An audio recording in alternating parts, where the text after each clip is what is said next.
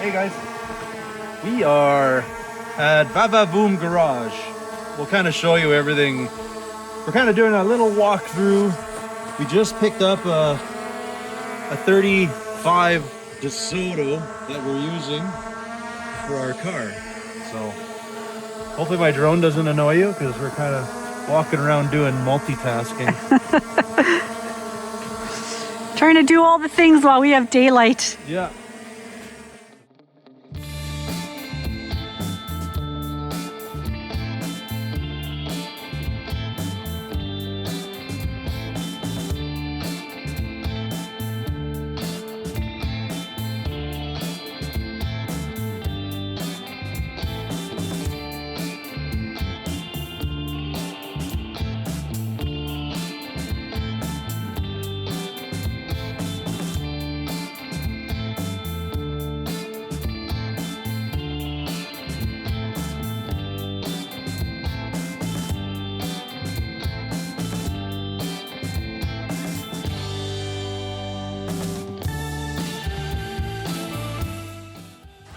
This place is super organized.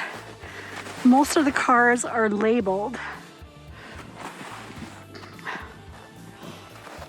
So if you don't know your stuff, it's easy to tell what you're looking at. This is crazy.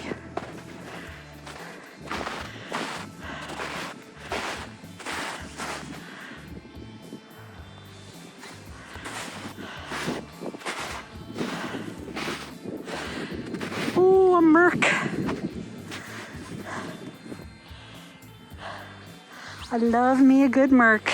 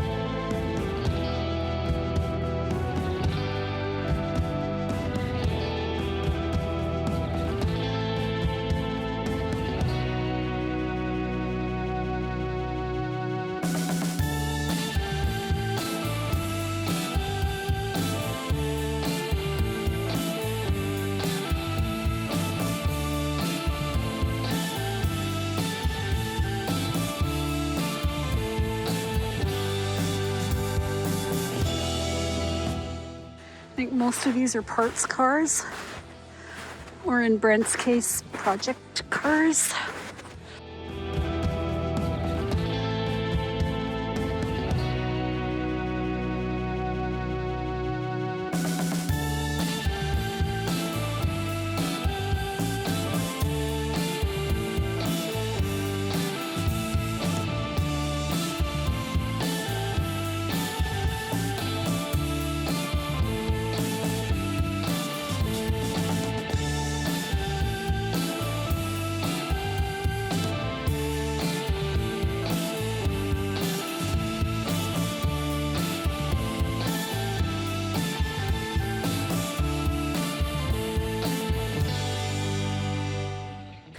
This is where we harvested the Desoto a little while ago.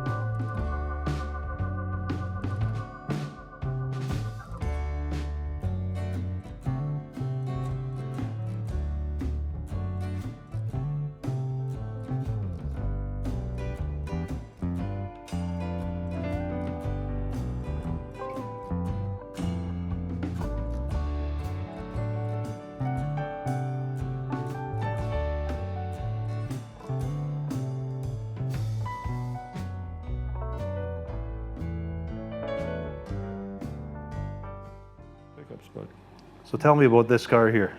this car is a 1935 Chevy Master Deluxe sports rumble seat, 3-window coupe. Okay? This car came, well, I found it, where did I find this now? It was, south of number,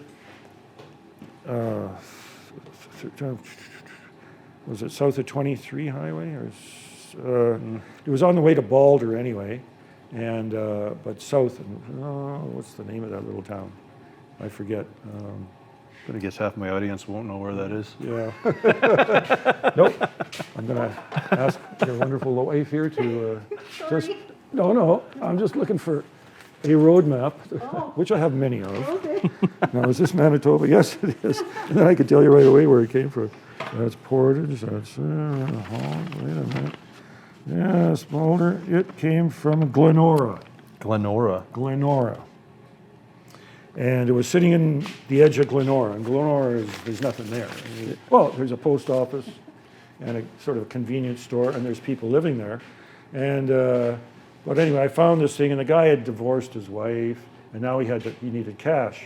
So he had this, just the body on a frame with some rough front fenders and stuff, a front axle. And it was pretty rough. And I got a picture right. You can zoom in right there. That's what it was. Right there. Okay? And I towed that home on an axle like this one with just wheels on it. I towed that home from Glenora with at the time I had a 65 GMC that we made into a tow truck with a hand winch from the 30s. Yeah. Okay, chain. Not cable, chain. Anyway, towed that home. $500 I paid. That'd be 960. How many? My daughter's 36, so it'd be 30 years ago anyway, So anyway, and that day there was a street sale in St. Lupison, and then I pulled up, and the kids were playing, and that's my daughter sticking out there making a funny face or whatever, and so that was the story, and I brought it home, and it's been stored here. It was in the front yard for years, and then I put it in the shed here for years, and just got buried and stuff, and then. It was a year and a half ago, 2 years ago, I decided I better do something with this. Yeah, so one piece I'm looking for right now is the windshield divider bar.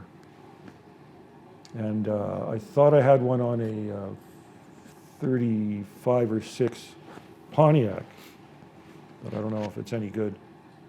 Though I can get the skin, you can get the cover, the front stainless cover from I&I Reproduction, if they have them. Yeah. You know what I mean? That woman, have you ever dealt with her? I&I? Okay. Well, she is, they reproduce a lot of early Chevy stuff, eh? But you get a catalog, and in the catalog it'll say out of stock. Oh, I yeah. even show a picture of it, and then out of stock. That's everything now, though. Yeah, I know. But she started it, I think, 20 years ago. Anyway, I'm still looking for a few little parts here, but mainly I have everything, pretty much. I even have the stainless that goes on there outside the running board, but they would have to be straightened out, but I don't care. Yeah. Just enough that I want it to have an old look still, Yeah. even though it's going to the body's got to be pretty straight. It's Yeah. gotta. This is my last major project, and because I can't I'm not a body guy. Yeah. Oh, sure, I'll mess around. I banged around my Model A fenders, but I wasn't after the number. Yeah. This one I want to look a little nicer, because it is a valuable car. How many of these cars have you ever seen? Well, that's because they always crumble to the ground in a pile of sheet metal. Yeah. Well, let me tell you, I've been saving pieces from different cars. Yeah. Like the front clip of a 36 would probably bolt right on there, which I do like the 36 grille in some ways better than this, but I'll leave it stock. All the Chevy stuff's nice. Leave it stock except for the headlights. I don't like the headlights. I don't like them. They're short and stubby. Yeah. My Pontiac was the same way. I grafted 2 different buckets together, but I did the long ones on that one. Yeah. Well, even Marcel said, well, see, I have the 36 ones. I don't mind. And he said, well, we could mount them on here, because I like the 36 on the side of the grill shell. Oh, yeah. So, and then he'll work the fenders, work out the place where they bolt on, which is, he'll have to slice off the fender bracket too, because it's the fender bracket that also holds the headlight Yeah. on these. Yeah, because 35, 36 fenders, they all just interchange. So, yeah, I got the hood here, and hood trim somewhere buried here, and got lots of stuff.